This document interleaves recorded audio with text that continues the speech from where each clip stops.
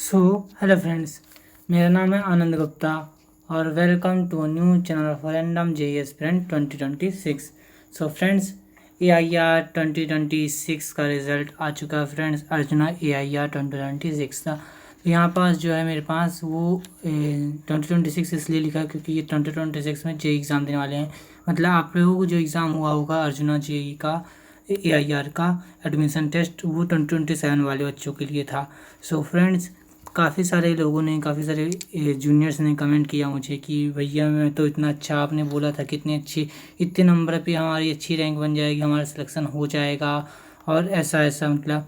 But उन लोगों को भी अच्छे अच्छे नंबर आए हैं बट सिलेक्शन नहीं हुआ है। तो दोस्त, इसका रीज़न मैं बताता हूँ आप लोगों को। मैंने तो अर्जुना का AIR दिया नहीं क्योंकि फ्रेंड्स मैं लक्ष्य में हूँ, लक्ष्य JEE एस्पिरेंट हूँ, मतलब लक्ष्य JEE में हूँ। और अर्जुना का टेस्ट जो एडमिशन टेस्ट है मैंने दिया क्योंकि मेरे पास उसका बैच नहीं है और मैं देकर भी क्या करूँगा क्योंकि मुझे लक्ष्य में भी पढ़ना है, मुझे 12th पढ़ना है, 11th मैं पढ़ चुका। तो दोस्त, मुझे नहीं पता था उसका लेवल क्या है, मुझे अभी भी नहीं पता कि उसका लेवल क्या था, क्यों इतना था। बट इतना बता सकता हूँ, अर्जुना में भीड़ बहुत थी इस साल। भीड़ इन द सेंस कि क्योंकि आप लोग जिस तरह नंबर बता रहे हैं ना कि एक भाई बोलता है कि भाई मेरे 166 मार्क्स आए हैं और रैंक अराउंड 1300 के करीब बनी है। एक भाई इसी तरह और लिखते हैं कि इतने मेरे नंबर, इतने अराउंड बनी है रैंक। मैं पिछली बार बता दूं तो मेरे 84 या फिर 84 90 के बीच में थी मेरे नंबर। इस तरह थे, मतलब 90 92 95 96 ऐसे कुछ थे, मतलब इस तरीके का अराउंड नंबर थे। और मेरी रैंक बनी थी फ्रेंड 700। और मेरा टेस्ट हुआ तो 40 मार्क्स का नहीं था, मेरा टेस्ट था 300 मार्क्स का। और फ्रेंड सोचिए, उसमें 300 में से 100 से भी कम नंबर पाने पर मेरे 700 के करीब रैंक बनी थी। यदि एवरेज लिया जाए तो यदि मेरी कितनी 120 के अराउंड आ जाता ना मार्क्स, तो मेरी मतलब रैंक कंफर्म थी, 400 के अंदर अंदर आ जाती। तो बट उस समय मुझे इतना आइडिया नहीं था। मैं तो आप लोगों को बता दिया, मैं तो आप लोगों को ज्ञान दे दिया कि भाई इस तरह AIR बैच करके कुछ चीज़ होती है। मतलब हमारे टाइम पे जो था AIR बैच का, जो टीचर्स ने बता दिया, मतलब बैच में तो बताते नहीं, बैच में कुछ नहीं बताते हैं AIR बैच के अकॉर्डिंग रिगार्डिंग। बाकी यूट्यूब में मैंने देख लिया था तो मैंने मतलब उतना गाइड नहीं हो पाया था, उतना मुझे पता ही नहीं था कि उसका लेवल क्या होता है। उसके लिए अलग से तैयारी करनी पड़ती, पहले से थोड़ा सा पढ़ के रखना पड़ता है, सिलेबस में ऊपर नीचे हो सकता है। इस कारण से मतलब मुझे पता नहीं था और मुझे कोई गाइड करने वाला नहीं था। बट मैंने आप लोगों को गाइड किया क्योंकि मैं अपना एक्सपीरियंस शेयर करना चाहता था कि क्यों ऐसा हुआ, क्यों नहीं हुआ। और फ्रेंड्स से मैंने सोचा कि चलो यार, नहीं हुआ तो नहीं हुआ, मुझे पता नहीं था इतना इसकी क्या था, क्या इसका वो रहता है। मुझे कुछ नहीं आइडिया था, बस मैंने कंटिन्यू कर लिया हो गया नॉर्मल बैच से। नॉर्मल बैच में भी टीचर बहुत अच्छा पढ़ाते थे। केमिस्ट्री पढ़ाते थे friends Nikhil Saini sir, Amit sir और राहुल डूडी सर। मुझे निखिल सैनी सर, राहुल डूडी सर का तो समझ में आ जाता था, बट अमित सर का नहीं समझ में आया था अभी तक, इसलिए मेरी ऑर्गेनिक वीक है, थोड़ा सा वीक है। और मैथ में पढ़ाते तरुण खंडेल सर, बहुत अच्छा पढ़ाते थे, बहुत एडवांस लेवल के क्वेश्चन कराते थे, एडवांस के मोस्ट ऑफ द PYQ करा चुके थे क्लास में, और मतलब बहुत अच्छा पढ़ाते थे। उसके बाद क्या है, उसके बाद फिजिक्स में राजवंश सर थे, वो भी एक नंबर के टीचर हैं, अभी भी हमको लक्ष्य में पढ़ा रहे हैं राजवंश सर। तो पढ़ने में मज़ा आ रहा है फिजिक्स पढ़ने में उनके साथ। तो फ्रेंड्स, AIR बैच और नॉर्मल बैच में फ़र्क क्या रहता है? इतना ज़्यादा फ़र्क नहीं रहता है फ्रेंड्स। फ़र्क ये रहता है कि आपको AIR बैच में, ये मेरा स्टेटमेंट नहीं है जो मैं बोलने जा रहा हूँ आपके सामने, वो राजवंश सर का स्टेटमेंट है। राजवंश सर ने एक बार डिस्कस किया था अपने साथ।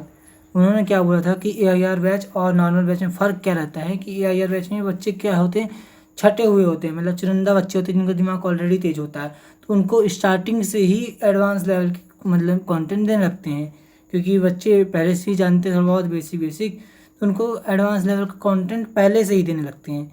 मतलब जैसे कि वो कुछ भी पढ़ाते हैं ना, तो पहले से ही एडवांस चलते हैं और लेवल उनका ही बराबर है, उस तरह रहता है। बाकी जो नॉर्मल बैच के बच्चे रहते हैं, नॉर्मल बैच के टीचर रहते हैं, वो बच्चे को बेसिक से फिर एडवांस तक ले जाते हैं, मतलब धीरे धीरे अप करते जाते हैं। पहले चैप्टर में ही एडवांस नहीं पढ़ाने लगते हैं। आगे आगे धीरे धीरे चैप्टर्स बढ़ते हैं, आखिरी आखिरी तक में दोनों का कंटेंट सेम ही हो जाता है, ऐसा उन्होंने कहा था राजवंश सर ने। और इनकी बात तो मैं एग्री भी कर रहा हूँ, क्योंकि मैंने जब देखा AIR बैच के जब ये अर्चना के जो लेक्चर तो नहीं देखा मैं, इनके कंटेंट को देखा तो लास्ट में जैसे जैसे हो जाता था ना, तो सारी चीज़ें एकदम सेम टू सेम हो जाती थी।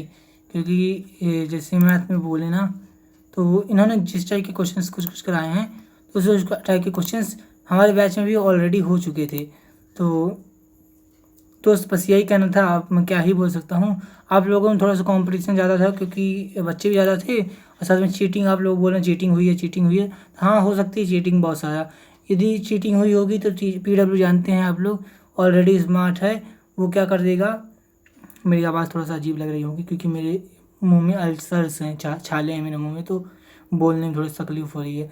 तो यहाँ पे ये बोल रहा हूँ कि PW खुद जानता है कि कौन सा बच्चे चीटर है, कौन सा बच्चे नहीं चीटर है। यदि कोई बच्चा 3 सेकंड में आंसर दे रहा है, सही आंसर दे रहा है, हर आंसर 3 सेकंड 4 सेकंड में दे रहा है, तो वो बच्चे ऑलरेडी चीटर हैं, PW समझ जाता है, तो वो उनको आउट कर देगा। मान लीजिए आप चीटर्स ज़्यादा आप लोगों में 200 चीटर्स होंगे, तो 200 को आउट कर देगा। तो यदि आप लोग कट ऑफ अपना एवरेज मान के चले, यदि आपकी रैंक 700 के करीब है, तो आप लोगों के सेलेक्ट होने के चांसेस ठीक ठाक हैं। और कट ऑफ ज़्यादा होने के कारण ये था, पेपर फ्रेंड्स आप लोगों को शायद ईजी आया था, हम लोगों के पेपर से बहुत ज़्यादा ईजी आया था, इसलिए फ्रेंड्स सब बच्चे अच्छे स्कोर कर रहे थे। जैसे तुम लोग सब बता रहे थे ना कि मेरे इतने नंबर आए, तो मुझे ही लास्ट तक में शंका होने लगी थी, भाई सबको इतने अच्छे नंबर बता रहा है, सब तो सेलेक्ट नहीं हो सकते हैं। तो मैंने इससे एक बच्चे ने पूछा था, एक भाई ने पूछा था कि भाई कट ऑफ कितनी जाएगी, तो मैंने 130 का अराउंड बोल दिया था, क्योंकि मुझे लगा कि जैसा कोई बोल रहा है 129, मतलब कोई भी ऐसे मिला नहीं जो कि बताए कि मेरे 100 से कम गए हों नंबर। जितने भी मैसेज किए थे सब बता रहे थे 100 से ऊपर वाले, तो मुझे लगा कट ऑफ हाई जाएगी, पेपर ईजी था, इतना समझ गया था मैं। इतना भी ईजी होगा ये मुझे नहीं पता था, कि जब तुम लोगों ने रैंक बताया ना कि मेरे इतने ज़्यादा नंबर 166 में भी 1300 करीब रैंक बनी है, तब मैं समझ गया कट ऑफ बहुत ज़्यादा गई है, पेपर ईजी था। तो फ्रेंड्स कोई दिक्कत नहीं है, कोई मतलब वो नहीं होने की ज़रूरत है, अपसेट होने की ज़रूरत है। मैं भी तो नॉर्मल बैच से ही पढ़ा हूँ, और नॉर्मल बैच से भी ऐसा नहीं कि मेरे वीक रह गया कुछ चैप्टर्स, या फिर MSP के नहीं बनते हैं, बन जाते हैं दोस्त, वैसे भी अब क्या ही कर सकता हूँ। लक्ष्य में भी मेरे AIR का टेस्ट दिया, तो उसमें भी मेरा नहीं हो पाया, 84 नंबर रह गया, मतलब 112 नंबर वाले बच्चों को एक तो सिलेक्ट कर लिए, मेरे 84 में नहीं सिलेक्ट किए थे, तो थोड़ा बहुत गैप था। तो बस यही बोलना था, AIR बैच सब कुछ नहीं है, आपको पढ़ना है तो आपके ऊपर डिपेंड करता है। आप किसी भी बैच से पढ़ सकते हैं, किसी भी टीचर से पढ़ सकते हैं, सारे टीचर्स बेस्ट होते हैं। बस पढ़ना जो है आपको पढ़ना है, सारा चीज़ कंसिस्टेंट रहोगे, रेगुलर रहोगे, तो आप लोगों को वैसे भी रैंक मिल जाएगी, नंबर मिल जाएंगे, सब चीज़ मिल जाएगा। बस आप लोगों को कंसिस्टेंट होने की ज़रूरत है।